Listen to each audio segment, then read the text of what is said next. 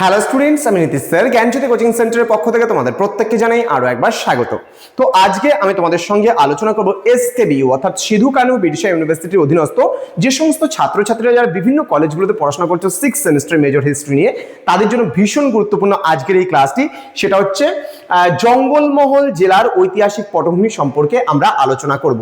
এই ক্লাসটি শুরু করার পূর্বে তোমাদেরকে বলে রাখি, যারা এখনো আমাদের চ্যানেলটিকে সাবস্ক্রাইব করোনি তারা অবশ্যই চ্যানেলটিকে সাবস্ক্রাইব করে পাশে থাকা বেল আইকন অল প্রেস করে রাখো, যাতে নেক্সট টাইম থেকে কোনো ভিডিও আপলোড করলে তার নোটিফিকেশনটা তুমি সবার আগে পেতে পারো। এছাড়া যারা ভাবছো যে অনলাইনে আমাদের ক্লাস জয়েন করবে, আমাদের থেকে নোটস নেবে, তারা অবশ্যই যোগাযোগ করতে পারো আমাদের অফিসিয়াল নাম্বার 7076398606 নম্বরে অথবা 6295916282 নম্বরে। তোমাদের টোটাল কোর্স ফি রয়েছে তোমাদের এই সাধ্যের মধ্যে, সেটা হচ্ছে 1199 রুপিস পুরো সেমিস্টারের কোর্স ফি। কিন্তু এখানে একটা কিন্তু আছে, আমরা কিন্তু এই কোর্সটা নিচ্ছি না সম্পূর্ণ বিনামূল্যে। এবার কোর্সটা তোমাদের প্রোভাইড করছি মাত্র 99 রুপিসে। তোমরা যদি আমাদের কাছে অ্যাডমিশন নাও, যারা এসকেবিইউ এর স্টুডেন্ট রয়েছে, আমরা প্রথম 100 জন স্টুডেন্টকে এই অফারটা দিচ্ছি।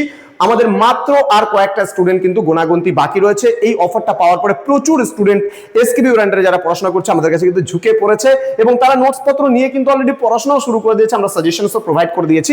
তোমরা যারা ভাবছো এসকেবিইউ আন্ডারে যারা যুক্ত হবে, মাত্র 99 রুপিস রেজিস্ট্রেশনের বিনিময়ে তোমরা কিন্তু পুরো কোর্সটা ফ্রিতে পেতে পারো। তো দেরি না করে আমাদের অফিসিয়াল নম্বরে ফোন করো অথবা মেসেজ করো এবং যুক্ত হয়ে যাও। ইতিমধ্যে প্রচুর ছাত্রছাত্রী যুক্ত হয়ে গেছে। চলো শুরু করছি আজকের ক্লাসটা ডিটেইলসে। জঙ্গলমহল জেলার ঐতিহাসিক পটভূমি দেখো, ধ্যান দিবা, খুব সিম্পল ওয়েতে। কি বলছে 1805 সালে, 1805 সালে ব্রিটিশ ইস্ট ইন্ডিয়া কোম্পানি কিন্তু শাসিত বাংলায় যে জঙ্গলমহল নামে একটি পৃথক জেলা গঠন হয়েছিল।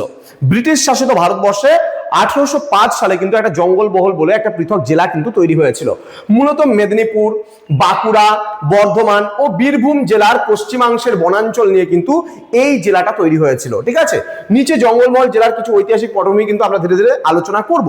প্রথমত, কি করে ধীরে ধীরে জঙ্গলমহলটা তৈরি হলো তার প্রথম পয়েন্টটা আমরা বলতে পারি ভৌগোলিক অবস্থান ও নামকরণ। ঠিক আছে, কি বলছে দেখো, বর্তমান পশ্চিমবঙ্গ এবং ঝাড়খণ্ডের সীমান্তবর্তী যে পাহাড় এবং জঙ্গল ঘেরা যে দুর্গম অঞ্চলটি যে ছিল, সেই অঞ্চলটি কিন্তু জঙ্গলমহল নামে কিন্তু পরিচিত ছিল।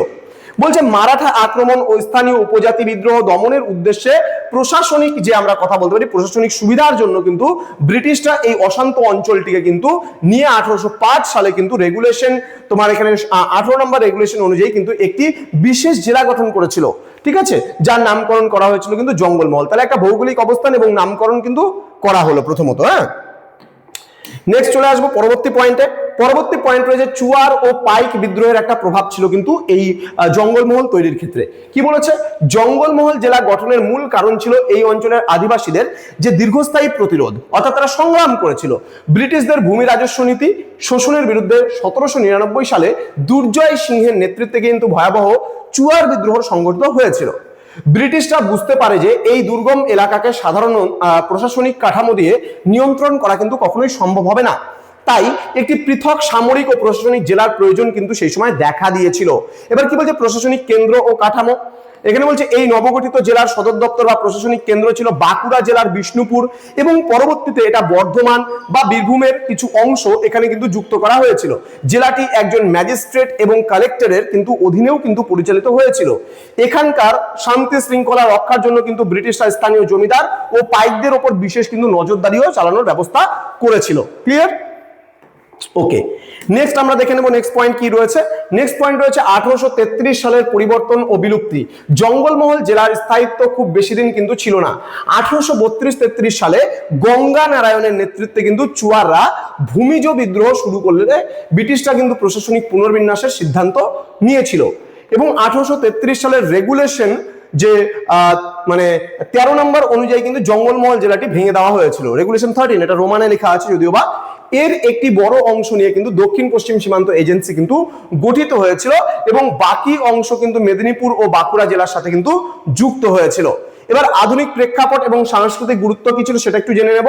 বলছে যদিও জেলা হিসাবে বর্তমানে এর কোনো অস্তিত্ব নেই, তবুও কিন্তু পশ্চিম মেদিনীপুর, ঝাড়গ্রাম, বাঁকুড়া, পুরুলিয়া জেলাকে কেন্দ্র করে আজও কিন্তু জঙ্গলমহল শব্দটি একটি শক্তিশালী সাংস্কৃতিক ও ভৌগোলিক পরিচয় কিন্তু বহন করে থাকে। ঠিক আছে, তো বলছে ঐতিহাসিকদের মতে এই অঞ্চলটি ছিল বাংলার কিন্তু আদিবাসী মানুষদের বীরত্ব ও ব্রিটিশ বিরোধী সংগ্রামের কিন্তু অন্যতম একটা প্রধান কেন্দ্র হিসাবে পরিচিত। ঠিক আছে, তো এই ছিল আজকের ক্লাস। জঙ্গলমহলের একটা ঐতিহাসিক পটভূমি কি করে তৈরি হলো সেই নিয়ে আলোচনা করলাম। তোমরা আমাদের অফিসিয়াল নাম্বারটাকে সেভ করে রাখো এবং এখান থেকে আমাদের সরাসরি কোর্সে যুক্ত হতে পারো। দেখা হচ্ছে খুব তাড়াতাড়ি আরো একটা নতুন ক্লাস নিয়ে। তোমরা প্রত্যেকেই ভালো থেকো, সুস্থ থেকো। Thank you so much, thanks for watching. After all, thank you.